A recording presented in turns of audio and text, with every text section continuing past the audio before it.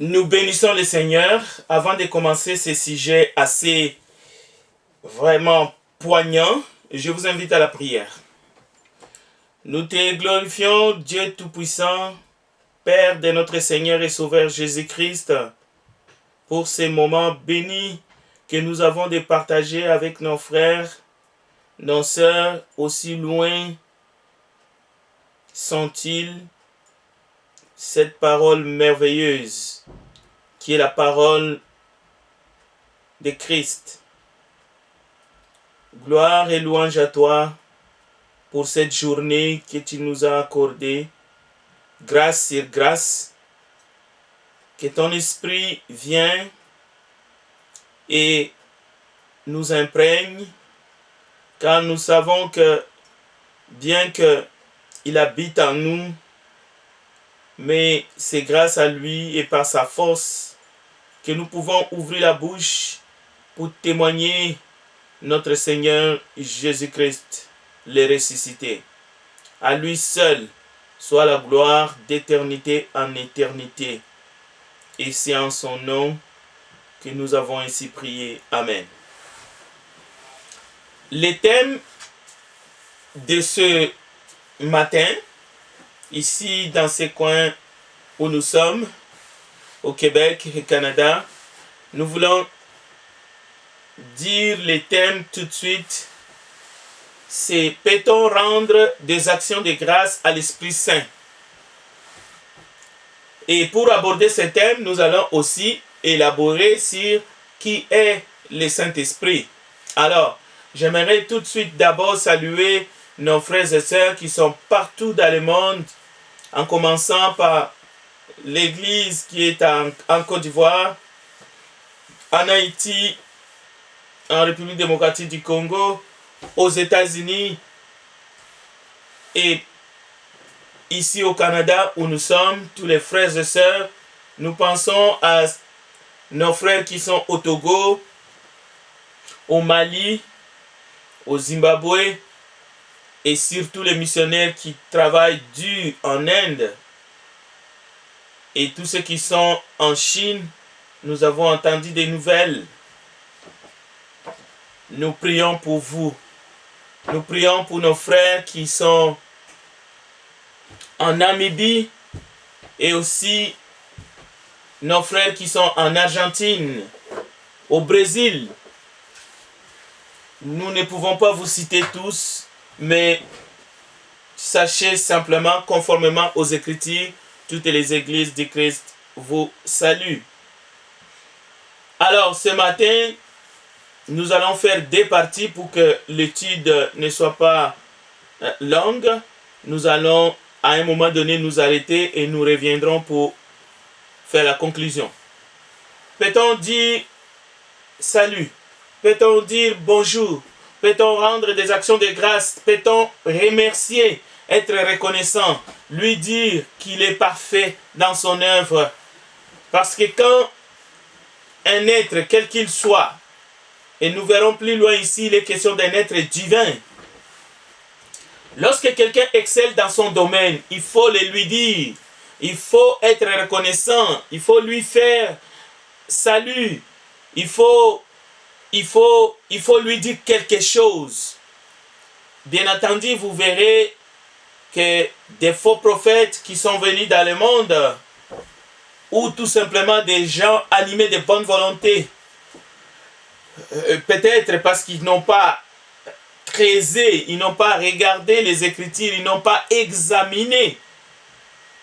Ils sont arrivés à des conclusions comme quoi on ne doit pas faire ceci, on ne doit pas faire cela, bien que les Écritures déclarent clairement qu'il faut faire ces choses, surtout lorsqu'il faut faire des actions de grâce. Alors, est-ce que la Bible, la parole de Dieu, nous autorise de rendre des actions de grâce, d'être reconnaissant à l'Esprit Saint? D'abord, qui est l'Esprit Saint?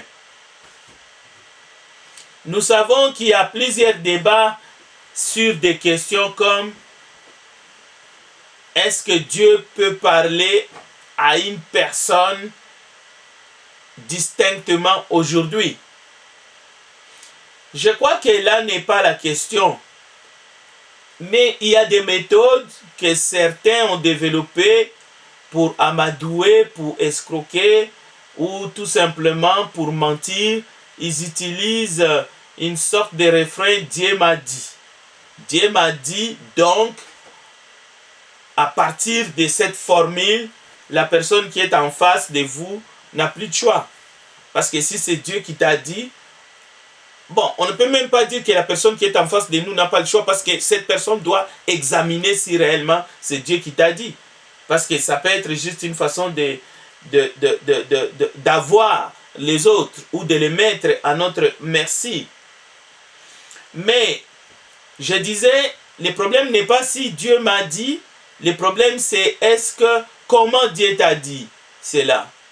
Dieu t'a apparu dans ta chambre, ainsi de suite. Alors ça c'est juste une parenthèse pour montrer que notre problème aujourd'hui n'est pas de personnifier les débats en disant est-ce qu'il y a des personnes qui sont qualifiées, qui doivent faire ces actions de grâce au Saint-Esprit, ainsi de suite. Loin de là. Si Dieu t'a dit à travers sa parole, tel que nous l'avons dans la Bible, il n'y a pas de problème. Le problème, c'est comment tu prétends que Dieu t'a dit dans ton oreille, ou bien tu essaies d'utiliser seulement Dieu m'a dit dans le sens de prendre les autres, de les abrutir et de les utiliser, même d'escroquer les gens. Donc, avant de commencer, nous rappelons que ce qui est écrit dans la parole de Dieu au sujet du Saint-Esprit, je vais me répéter, toute la parole de Dieu est inspirée de Dieu.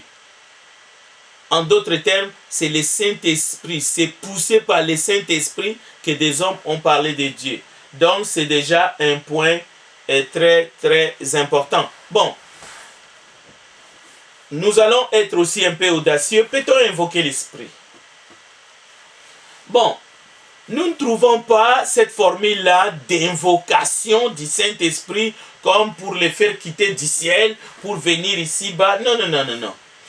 La Bible nous dit simplement Dieu envoie. Dieu a envoyé. Le Seigneur Jésus a prié pour la venue du Saint-Esprit.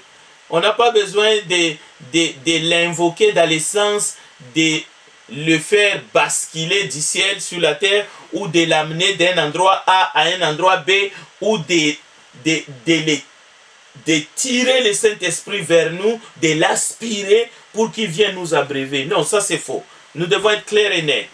Dieu envoie son esprit et lui confia plusieurs missions dans le monde. Nous parlons ici sur la terre. Et c'est là depuis plusieurs millénaires. Ce n'est pas aujourd'hui que Dieu a envoyé son esprit ce matin. Non, loin de là. Nous savons que le Saint-Esprit est venu dans le monde pour une mission bien déterminée selon les Écritures, pour convaincre, pour fortifier puissamment. Et aussi, le Saint-Esprit est venu pour consoler, pour guider. Nous pouvons nous limiter là, mais on peut ajouter les œuvres de l'Esprit pour conduire. Mais il faut quand même rappeler ici, bien entendu, l'Esprit de Dieu, et nous parlons avec respect, et ce n'est pas un usurpateur par rapport aux gens de ce monde. Ce n'est pas un intrus qui va venir comme ça et puis il entre en vous ou il commence à vous donner des ordres. Donc, loin de là. Même en entrant dans ce monde, en venant dans le monde des hommes, en venant vers même les apôtres, il a été envoyé. Mais Jésus nous a dit déjà dans les Écritures, disons dans les évangiles, nous verrons tout à l'heure, qu'il faudra prier le Père pour lui demander son esprit. Nous verrons les textes tout à l'heure. 2 Corinthiens chapitre 3 verset 13. Nous commençons avec les Écritures. Que la parole du Seigneur, Jésus-Christ, l'amour de Dieu et la communion du Saint-Esprit soient avec vous tous. Il n'y a pas de communion sans la communication. D'ailleurs, dans d'autres versions, à la place de la communion du Saint-Esprit, vous allez trouver la communication du Saint-Esprit soit avec vous tous. Or, comment peut-on avoir la communication? Comment peut-on avoir la communion si ce n'est pas entre deux êtres? Même si ces êtres ne sont pas de la même nature, mais au moins il faut qu'il y ait une volonté de part et d'autre. Voilà. La communion, que ce soit avec les pères ou les fils, que ce soit l'amour de Jésus-Christ ou la grâce du Seigneur Jésus-Christ, l'amour du Père, l'amour de Dieu et la communion du Saint-Esprit, cela c'est fait par la volonté des uns et des autres. Le Saint-Esprit n'est pas un intrus. Jésus-Christ non plus. Lorsque la parole dit « Je me tiens devant la porte et je frappe », jamais Jésus-Christ cassera la porte de ton cœur pour y entrer. Loin de là. Donc, lorsque Jésus était sur la terre, le Père Céleste ne s'est pas contenté de dire « Jésus-Christ, mon Fils bien-aimé ». Jésus-Christ, de temps en temps, nous voyons que son Père du haut des cieux, soit il le félicite, soit il l'encourage, et il a même continué de les guider afin que Jésus-Christ puisse faire la volonté qu'il a vue chez son Père. Donc, il fallait que Jésus-Christ reste soumis à la volonté du Père. Alors, plusieurs fois, Jésus a entendu son Père l'encourager depuis le ciel. Par exemple, celui-ci est mon Fils bien-aimé que j'ai agréé. Matthieu chapitre 3, verset 17. Ces paroles ont fait que le Seigneur, lorsqu'il va sortir même de l'eau, il va accomplir sa mission, mais avec fidélité, avec joie. Jésus a dit être encouragé par les paroles magnifiques du Père. Et c'était des témoignages pour nous, aussi pour les hommes qui étaient là en ce moment-là. Et cela nous encourage aussi aujourd'hui lorsque nous les lisons. Le Père Céleste a aussi envoyé un ange, par exemple, pour fortifier le Christ qui était dans l'angoisse la nuit précédant sa mort. Nous voyons cela dans Luc 22, 43. Vous comprendrez pourquoi nous avons cité ces paroles dans le cadre de notre étude de ce matin. Dans Luc chapitre 22, 43, nous voulons dire que bien qu'étant le Fils de Dieu, Jésus, après son baptême, il a entendu la voix du Père Céleste et il a été rempli du Saint-Esprit. Voilà, c'est ça que je voulais dire. Jésus a été rempli du Saint-Esprit. Alors imaginez, nous aujourd'hui, combien nous avons aussi besoin, comme les apôtres en avaient aussi besoin à leur temps. Matthieu chapitre 3, verset 12. La Bible nous dit, lorsque Jésus vint de la Galilée jusqu'au Jourdain vers Jean pour être baptisé par lui, au verset 14, Jean s'y opposait en disant, c'est moi qui ai besoin d'être baptisé par toi et c'est toi qui viens vers moi. Jésus lui répondit, laisse faire, car il est convenable que nous accomplissions ainsi tout ce qui est juste. Et Jean ne lui résista plus. Dès qu'il fut baptisé, Jésus sortit de l'eau, alors le ciel s'ouvrit. Il vit l'Esprit de Dieu descendre comme une colombe et venir sur lui, l'Esprit Saint. Mais il ne faut pas confondre l'Esprit Saint et la colombe quand même.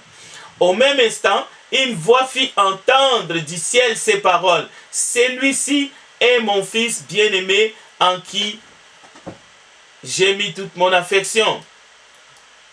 Donc, nous devons faire confiance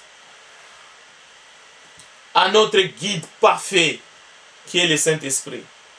Ça, c'est le premier point.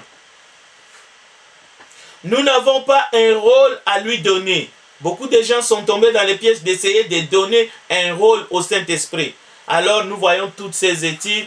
Bon, quand c'est basé sur la parole de Dieu, on peut étudier pour savoir quel est le rôle du Saint-Esprit dans un temps donné.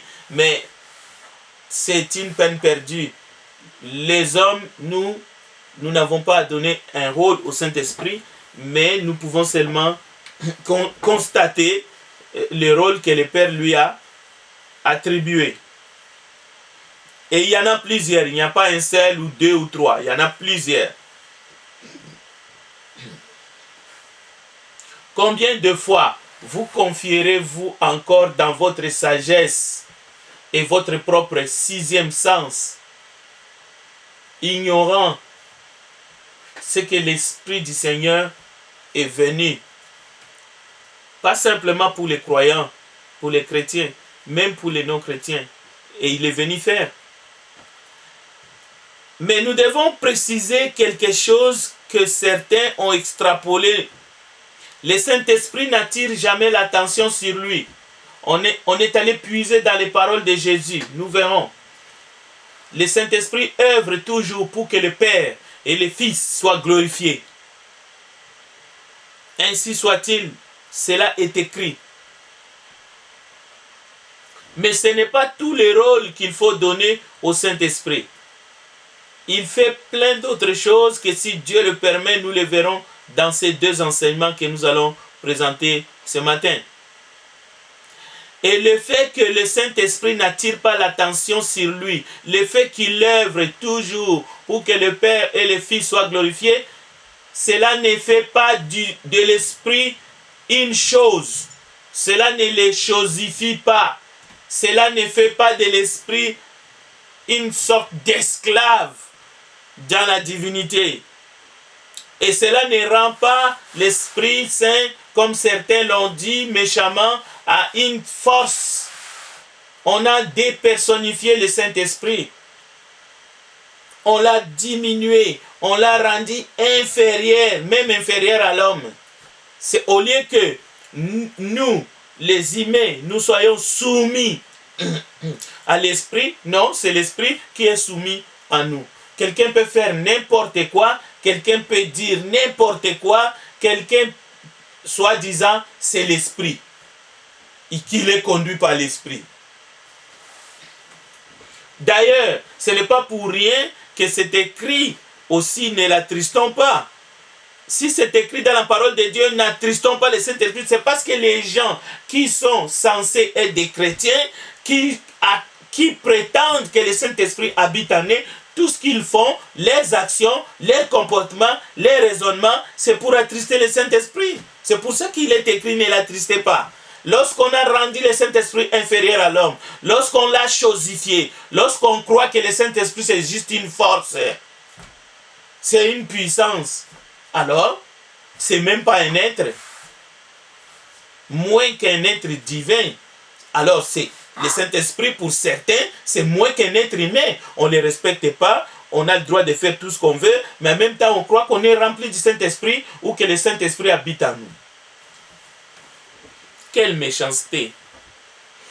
Nous ne pouvons arriver à notre destinée finale sans l'aide du Saint-Esprit qui est, j'utilise le mot guide, mais ne le prenez pas comme guide de la montagne.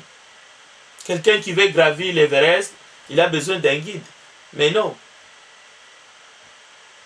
Nous verrons maintenant que jamais dans la Bible, ni le Père, ni le Fils, ni le Saint-Esprit ne nous guident comme si ils étaient à notre service. C'est-à-dire que nous sommes des boss et c'est des simples guides pour nous montrer les chemins. Bon, au fait, au lieu que nous soyons à leur service, au lieu que nous soyons soumis, c'est eux qui travaillent pour nous. Non, pas dans ce sens-là, de grâce, qu'on se comprenne. Je n'utilise pas le mot guide dans ce sens-là. Que nous sommes des patrons et c'est eux qui sont là juste pour... Comme les touristes, ceux qui voyagent beaucoup, comprennent qu'est-ce que je vais dire par là. Alors, donc, ce n'est pas ça. Ce n'est pas que vous êtes un touriste, vous avez plein d'argent et puis vous arrivez dans un pays et puis vous avez un petit guide. Non, loin de là. Un jeune chrétien s'exclamant, mes parents ne m'encouragent presque jamais. Ils me font beaucoup de reproches. Et ils peuvent avoir des mots très blessants. Ils me disent que je suis immature, que je suis incorrigible, que je suis impoli. Je me plains souvent. Alors, je me sens nul et humilié devant mes parents. Je manque d'encouragement de leur part. Qui me consolera dans cette vie? Beaucoup de gens arrivent à cette conclusion de ces jeunes adultes ou jeunes enfants, peu importe. Qui me consolera dans cette vie? Alors nous aussi, nous pouvons dire qui nous consolera dans ces moments de coronavirus. Rappelons-nous les paroles de Jésus. Rappelons-nous les paroles de Jésus. Jésus a dit, vous valez plus que beaucoup de moineaux. Matthieu chapitre 10, verset 31.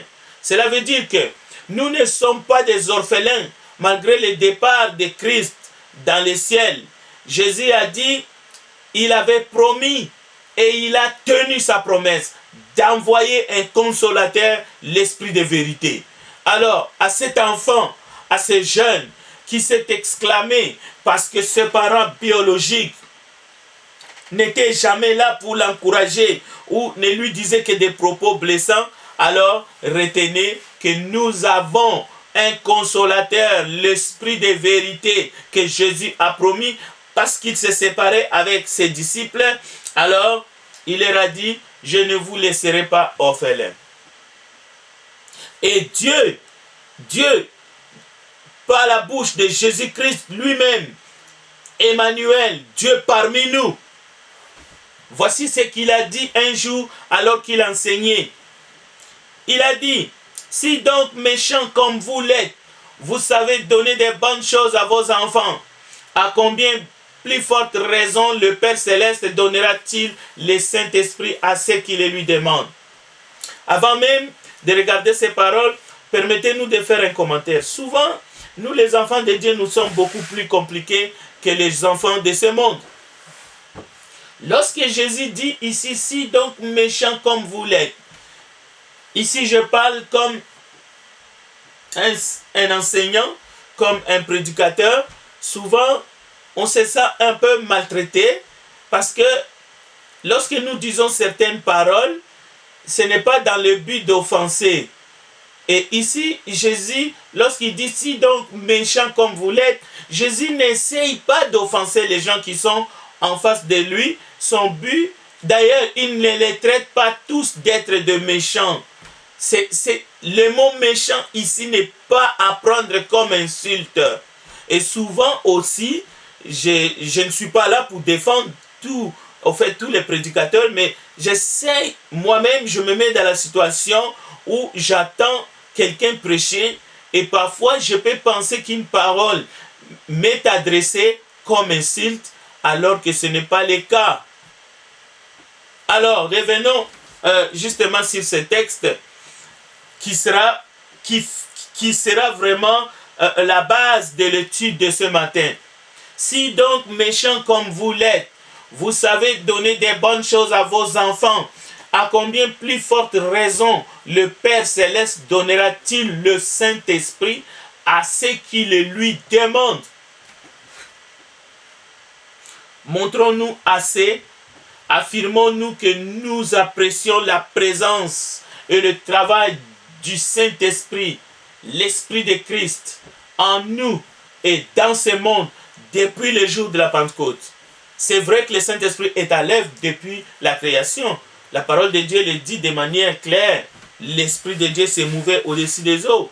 Mais au moins à partir du jour de la Pentecôte, est-ce que nous affirmons, est-ce que nous apprécions sa présence dans le travail de Dieu, sa présence en nous? Est-ce que nous le disons assez? Est-ce que nous sommes reconnaissants? Dans les Écritures, Jésus accorde une grande importance à la venue du Saint-Esprit et son œuvre pour soutenir chaque membre du royaume et le travail de son église ici-bas. Il suffit de lire les lettres aux 7 églises d'Asie en Apocalypse chapitre 2 et 3. Nous lirons quelques passages tout à l'heure. Ne devrions-nous pas rendre des actions de grâce au Père? Ne devrions-nous pas rendre des actions de grâce à Jésus-Christ pour l'action du Saint-Esprit en nous et parmi nous? Parce qu'il avait promis, il a tenu promesse. Maintenant, le sujet de ce matin, ne devrions-nous pas rendre des actions de grâce en esprit à l'Esprit de Dieu? Une des raisons pour laquelle Dieu a envoyé son esprit dans nos cœurs, ce n'est pas pour que cet esprit nous contrôle, une sorte de FBI. Non. C'est par la présence de son esprit que Dieu habite en nous. Nous comprenons bien que cette situation est spirituelle, c'est-à-dire qu'elle est réalisée par la présence de l'Esprit de Dieu en nous. Nous sommes le temple de Dieu par l'Esprit, en esprit. Tout en étant du domaine spirituel, cela concerne aussi notre corps. Oui, c'est spirituel la présence de Dieu en nous. Mais écoutez, ne savez-vous pas que vous êtes le temple de Dieu et que l'Esprit de Dieu habite en vous? 1 Corinthiens chapitre 3 verset 16. Parmi les choses que nous devons savoir, il y a celle qui est d'une grande importance. Entre autres, si nous appartenons au Seigneur Jésus-Christ, nous sommes devenus une habitation de Dieu. En Christ, vous êtes aussi édifiés pour être une habitation de Dieu en esprit. Éphésiens chapitre 2, verset 22. Mais tout l'être que nous sommes, ce n'est pas seulement le corps, bien entendu. Mais écoutez bien la précision. Ne savez-vous pas que votre corps est le temple du Saint-Esprit qui est en vous, que vous avez reçu de Dieu et que vous ne vous appartenez point à vous-même? C'est une question, mais la bonne. Même parmi les questions, il y a des questions qui sont bonnes et il y a des questions qui ne sont pas bonnes. Disons-les clairement. Il y a des questions que nous ne devrions pas nous poser parce que c'est défendu dans la Bible. 1 Corinthiens chapitre 6, verset 19. Le Saint-Esprit est en nous si nous appartenons au Seigneur Jésus-Christ. Il ne faut pas les banaliser. Ce n'est pas n'importe quel corps, aussi beau soit-il, que c'est l'habitation de Dieu en esprit. Nous pouvons nous interroger, est-ce que je suis vraiment l'habitation de Dieu en esprit? Est-ce que le Saint-Esprit habite en moi? Ce n'est pas parce que tu es beau, tu es belle, que le Saint-Esprit habite en toi. Non, nous verrons plus loin. Pour vous, vous ne vivez pas selon la chair, mais selon l'Esprit. Si du moins l'Esprit de Dieu habite en vous. Si quelqu'un n'a pas l'Esprit de Christ, il ne lui appartient pas. Romains chapitre 8, verset 9. Donc, déjà d'entrée, nous évangélisons, en même temps nous étudions la parole de Dieu, nous présentons une étude. Dieu veut habiter en vous. Dieu veut habiter dans chaque être, parce que nous sommes tous les créatures de Dieu. Dieu veut faire de nous sa demeure, ni plus ni moins. Alors, c'est une merveilleuse grâce qu'il ne faut pas louper, qu'il ne faut pas passer à côté. Le Dieu Tout-Puissant, le Créateur du ciel et de la terre, l'Éternel, le Dieu saint et pur, le Père de notre Seigneur Jésus-Christ, veut venir habiter en nous. Nous avons bien compris qu'il s'agit d'une grande vérité. C'est le message de l'Évangile. Alors, sachez-le, vous qui nous suivez ce matin, nous sommes là pour vous rappeler ces choses, afin que vous les preniez en considération. Le passage des Écritures qui affirment la présence de l'Esprit de Dieu en nous sont très nombreux, afin que nous soyons conscients de cette importante vérité éternelle. Dieu ne se lasse pas de nous répéter sous toutes les formes qu'il veut faire de nous sa propriété privée, son habitation en esprit. Mais beaucoup ne réalisent pas. Ils sont en train de réfléchir.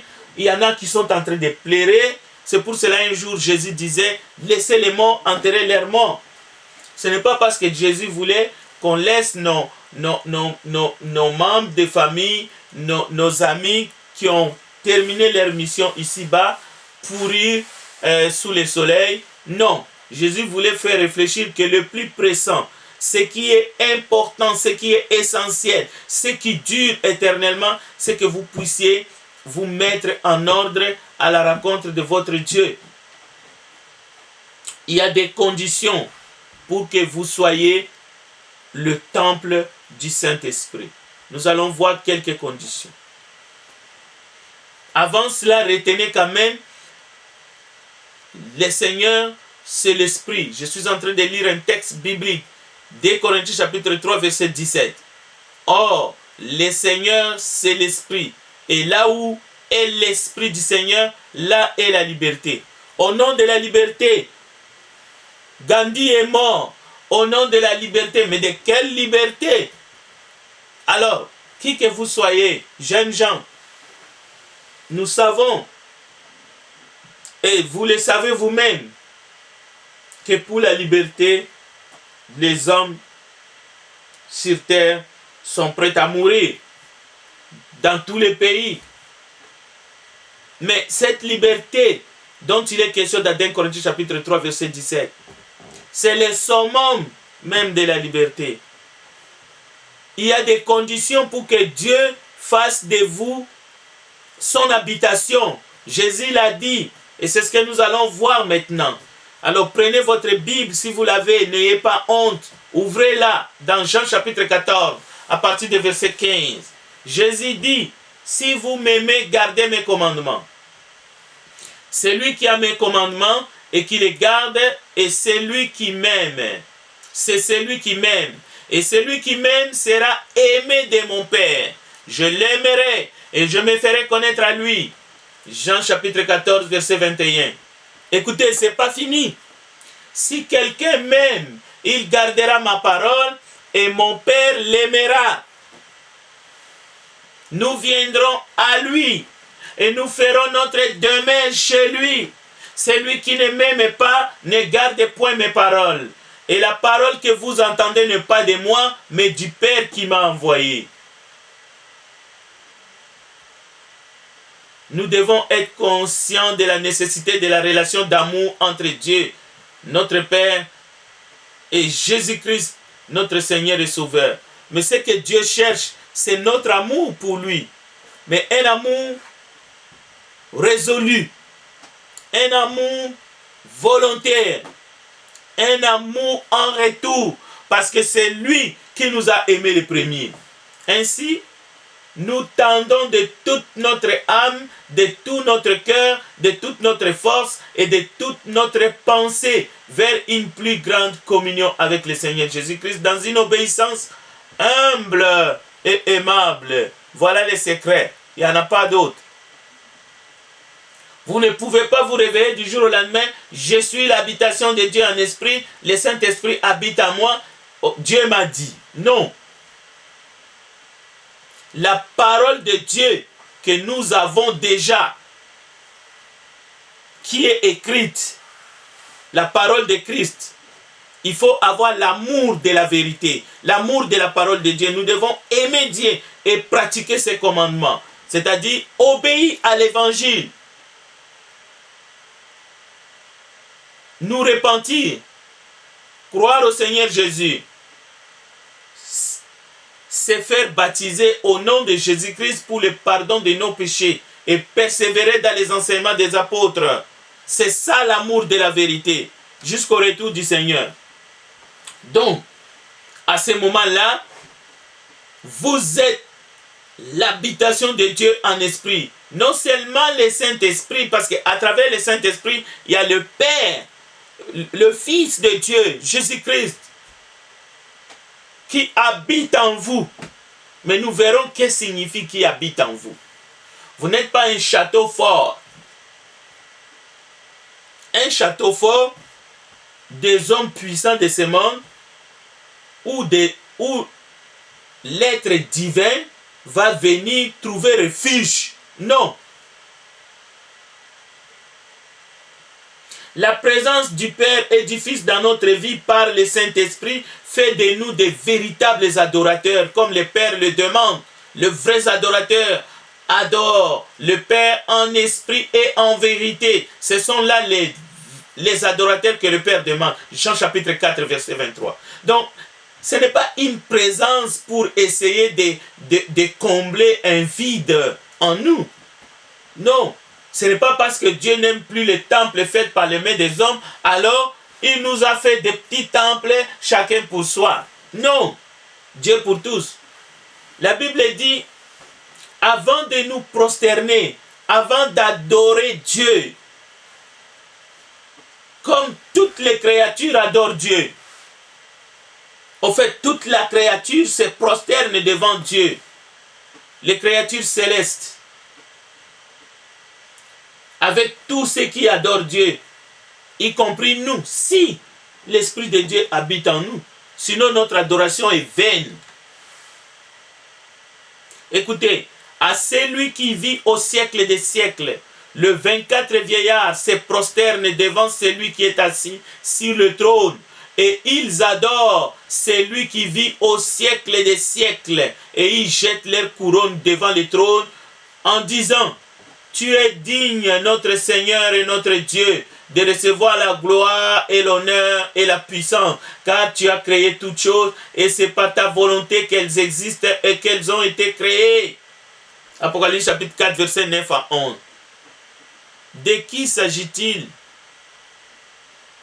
La réponse se trouve dans la parole et non dans les raisonnements humains. J'adore l'agneau de Dieu, Christ mon sauveur et mon Seigneur.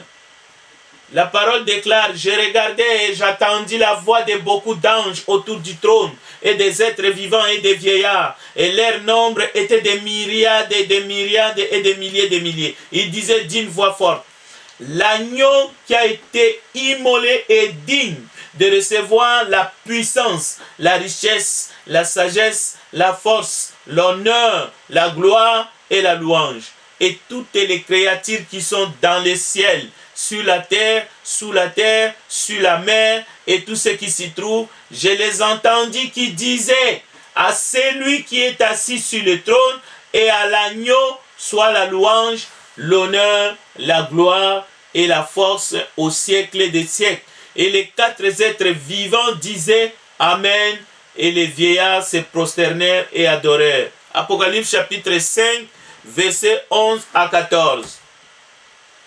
Tout cela n'est possible que si le Saint-Esprit habite en vous. Matthieu chapitre 12, verset 28. Un jour, Jésus a dit, mais si c'est par l'Esprit de Dieu que je chasse les démons, le royaume de Dieu est d'arriver auprès de vous. Ici, c'est pour comprendre ce que l'on disait au début de cet enseignement. On ne peut pas définir, nous, le rôle de l'esprit. L'esprit a des rôles variés dans les Écritures. Mais nous devons d'abord comprendre ce que l'esprit est venu faire auprès de nous, avec nous et en nous. Si dans sa beauté, notre Père Céleste a prévu, par exemple, que nous puissions nous réunir pour adorer le Père en esprit et en vérité, c'est parce qu'il sait, à travers ce que nous faisons, il y a des bénédictions, mais en les faisant, nous accomplissons la volonté de Dieu. Voilà pourquoi la présence de chaque membre du corps du Christ est importante lorsque l'Église se réunit pour rompre les pains. Les premiers disciples de Jésus l'ont fait. Et nous nous réunissons aussi. Et il n'y a personne qui peut nous l'empêcher. Et nous ne le faisons pas en chair et en os. C'est en esprit. Dans Actes chapitre 8, verset 27, nous avons un autre exemple. Un ange du Seigneur s'adressant à Philippe. Parce que nous sommes des suppléants. Le vrai enseignant, c'est le Saint-Esprit. Je suis en train de dire les paroles de Christ qui sont inscrites dans la Bible, mais c'est le Saint-Esprit qui vous enseigne lui-même, là où vous êtes, là où vous vous trouvez, dans votre cœur, dans votre âme. C'est lui qui vous rappelle la parole de Dieu.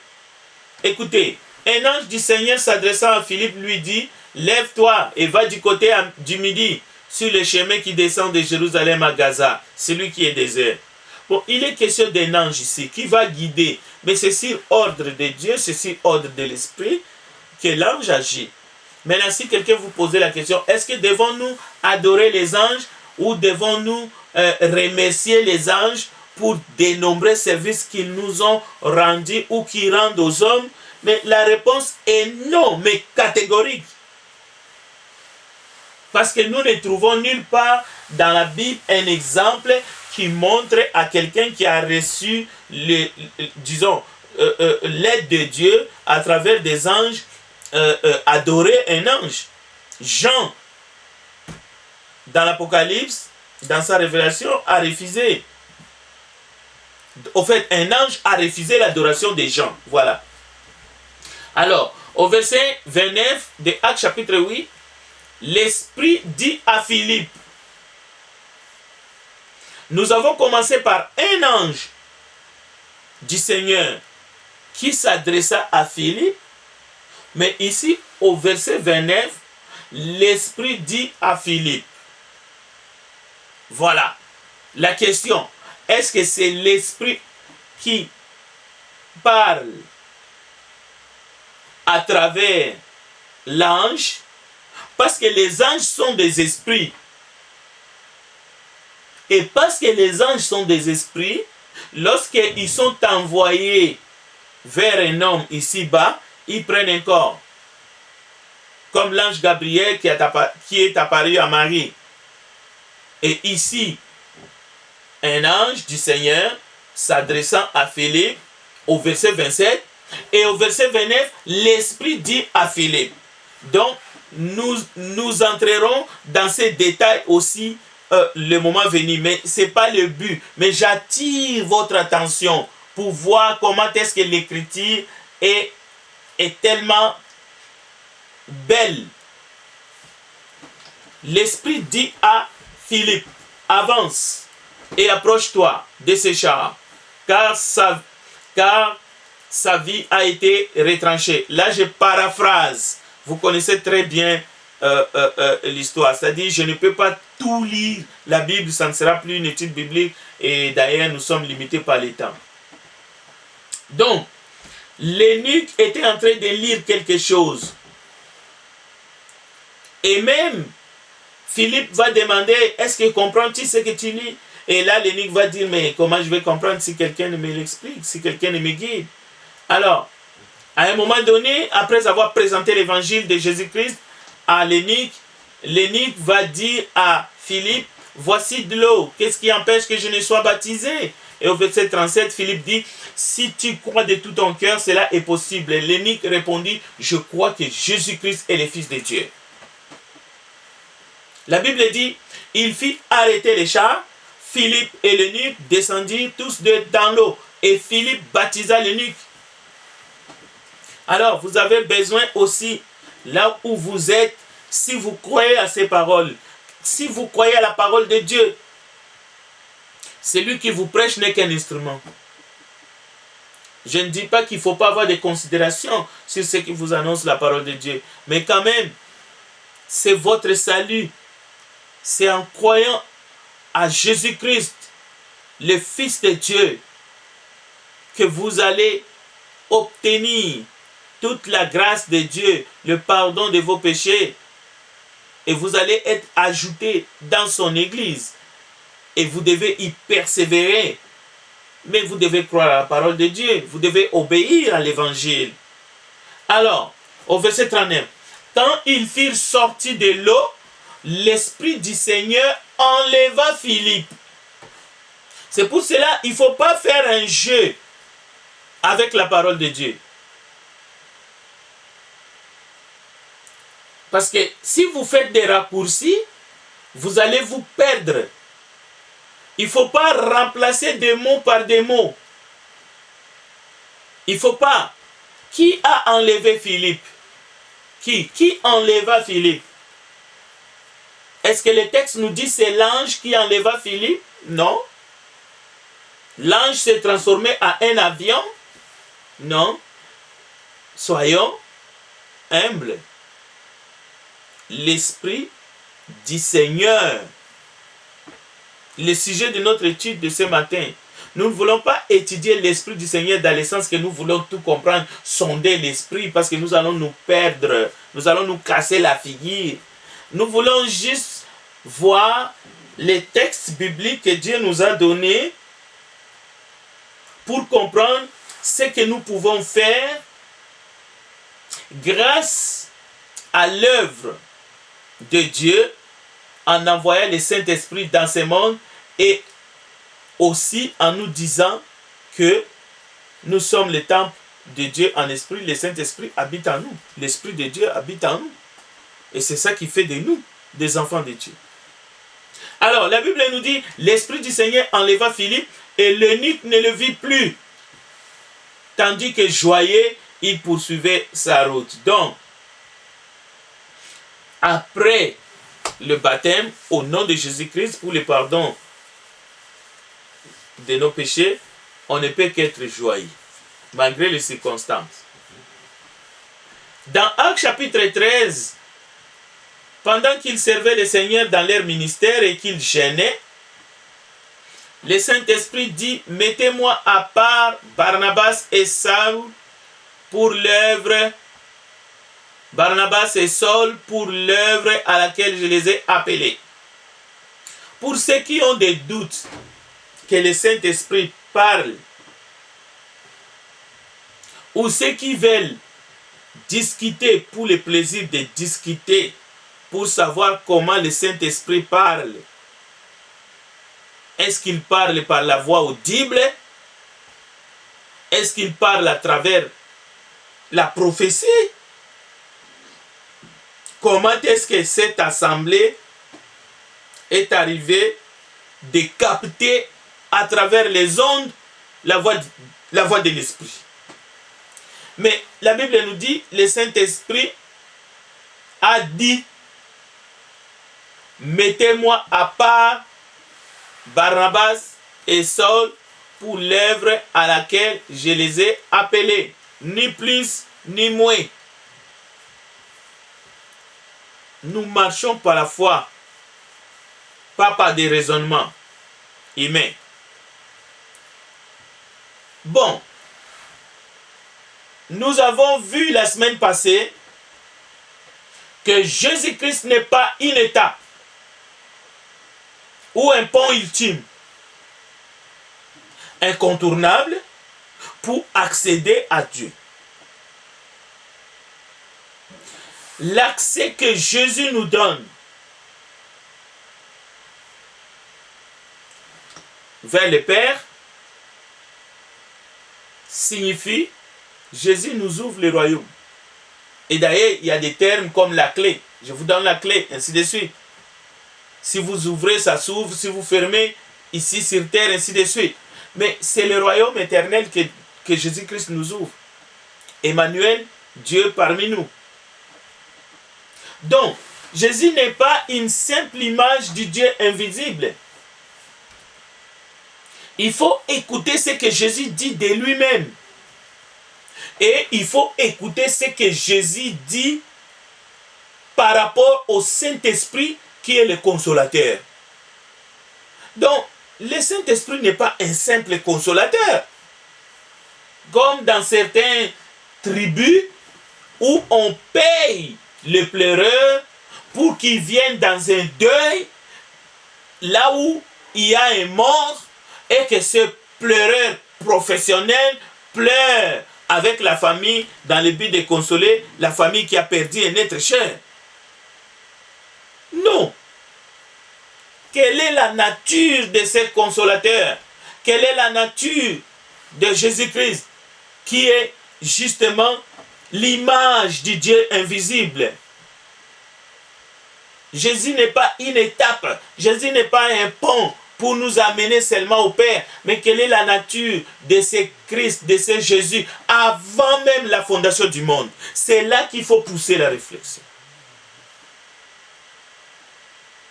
Où était le Saint-Esprit? Qui était-il avant de devenir notre consolateur, avant de venir comme le consolateur ici-bas sur la terre? On ne peut pas dire le Saint-Esprit, c'est le consolateur, on le met dans une boîte, point final. Cela veut dire tout ce qu'il sait faire, tout ce qu'il a été, c'est le consolateur. Non. Écoutons ce que Jésus dit lui-même. Maintenant, je m'en vais vers celui qui m'a envoyé, et aucun de vous ne me demande, où vas-tu? Mais parce que je vous ai dit de ces choses, la tristesse a rempli votre cœur. Cependant, je vous dis la vérité, il vous est avantageux que je m'en aille, car si je ne m'en vais pas, le consolateur ne viendra pas vers vous.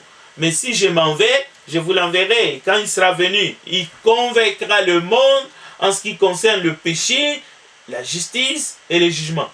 Même la lecture seulement de la parole de Dieu, si on suivait les raisonnements de ceux qui disent, de ceux qui ont la manie de diminuer la parole de Dieu, de les simplifier. Jésus a dit, je vous enverrai un consolateur. Le consolateur est venu. Est-ce qu'il est venu juste pour consoler? Non, mes amis. Déjà, le texte le dit, le verset 8. Quand il sera venu, il convaincra le monde. Ce n'est pas consoler. Il convaincra le monde en ce qui concerne le péché, la justice et le jugement. En ce qui concerne le péché, parce qu'il ne croit pas en moi, la justice parce que je vais au Père et que vous ne me verrez plus, le jugement parce que le prince de ce monde est jugé. J'ai encore beaucoup de choses à vous dire, mais vous ne pouvez pas les porter maintenant. Quand le consolateur sera venu, l'esprit de vérité, il vous conduira dans toute la vérité. Donc, l'Esprit Saint, c'est l'esprit de vérité. Car il ne parlera pas de lui-même, mais il dira tout ce qu'il aura entendu et il vous annoncera les choses à venir. Il me glorifiera, dit Jésus, parce qu'il prendra de ce qui est à moi et vous l'annoncera.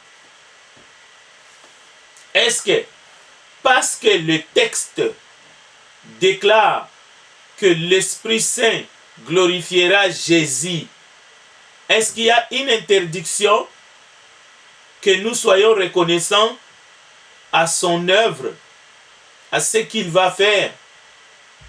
Est-ce qu'il y a une interdiction ici que nous soyons reconnaissants de sa présence? Que nous lui rendons des actions de grâce? Écoutez le verset 15. Tout ce que le Père a est à moi.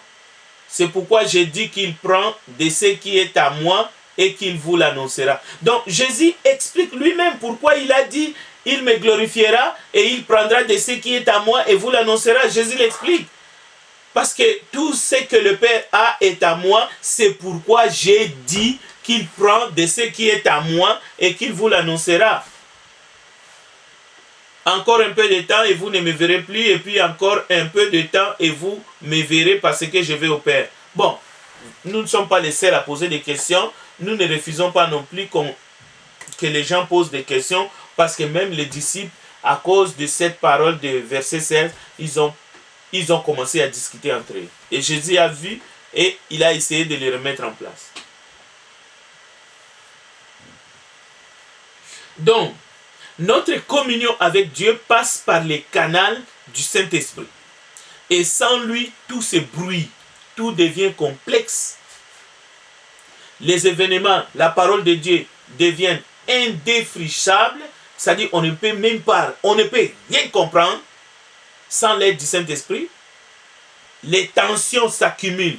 Quand vous voyez les tensions, même dans une assemblée, c'est parce que le Saint-Esprit est soit mis de côté, ignoré, oublié, ou il n'est pas en train d'éclairer les gens, pas parce que lui ne veut pas, mais parce qu'on ne lui laisse pas la place.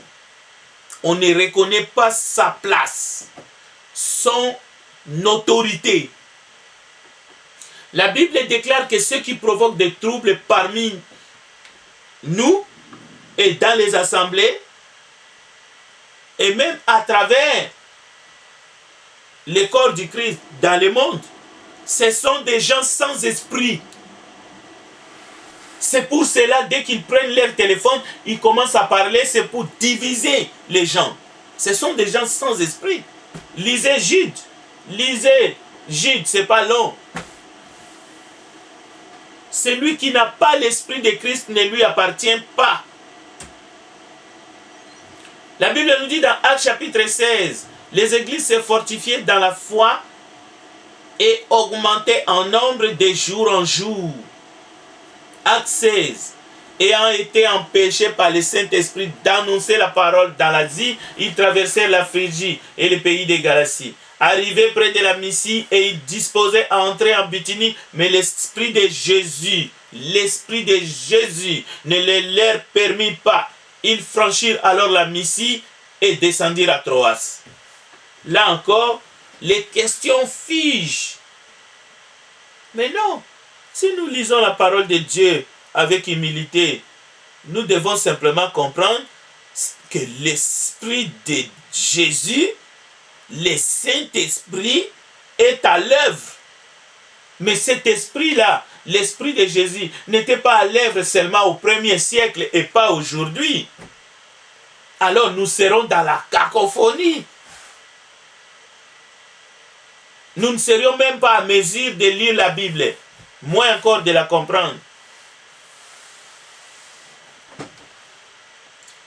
Les jours qu'ils ont choisi les diacres, ils ont décidé de choisir les diacres dans Actes chapitre 6. Il fallait choisir 7 hommes de qui l'on rende un bon témoignage, qui soient pleins d'Esprit Saint et de sagesse. Et c'est alors il fallait les charger de cet emploi. Donc, le Saint-Esprit est notre consolateur, tel que Jésus l'a promis, l'Esprit de vérité. Il nous conduit dans toute la vérité. C'est lui. Nous devons nous confier à lui. Nous devons nous confier à l'Esprit, l'Esprit de Jésus, l'Esprit de vérité. Nous devons lui demander, nous devons demander au Père. Écoutez, car il ne parlera pas de lui-même. Donc, on ne peut pas dire si le Saint-Esprit parle ou ne parle pas. Là n'est pas le problème. Parce que les Écritures disent car il ne parlera pas de lui-même. Mais il dira tout ce qu'il aura entendu et il vous annoncera les choses à venir. Donc, nous avons déjà la Bible. C'est poussé par des hommes c'est poussé par le Saint-Esprit que les hommes ont parlé de Dieu. Donc, nous avons les Écritures, nous avons les lettres de Paul, nous avons les lettres de Pierre, nous avons les évangiles, et nous avons même les livres de l'Ancien Testament. Donc, maintenant, à travers la parole de Dieu, car la parole de Dieu, c'est esprit et vie, nous devons marcher selon la parole de Dieu. Et nous devons vivre selon la parole de Dieu. Car tous ceux qui sont conduits par l'Esprit de Dieu sont fils de Dieu. Il nous faut être constamment conduits par le Saint-Esprit. C'est notre guide parfait. Marcher selon l'Esprit, nous devons complètement être dépendants de l'Esprit de Dieu. Nous devons avoir une relation avec lui. Mais ce n'est pas notre associé comme nous avons des associés dans les affaires. Non. Parce que sa nature est différente de la nôtre. Nous sommes des êtres humains. Mais l'Esprit de Dieu, l'Esprit de Christ, sa nature est divine. Donc, d'où le respect, d'où la soumission, d'où nous verrons plus loin que nous devons même le vénérer, l'adorer. Parce qu'il n'y a qu'un seul Dieu, Père, Fils et Saint-Esprit. Et c'est en esprit qu'on peut adorer Dieu. C'est en esprit. Dieu cherche des adorateurs qui l'adorent en esprit et en vérité. Cela ne veut pas dire que nous n'aurons pas besoin d'exercer notre force de volonté, mais qu'il nous faudra l'utiliser. C'est pour cela qu'il ne faut pas venir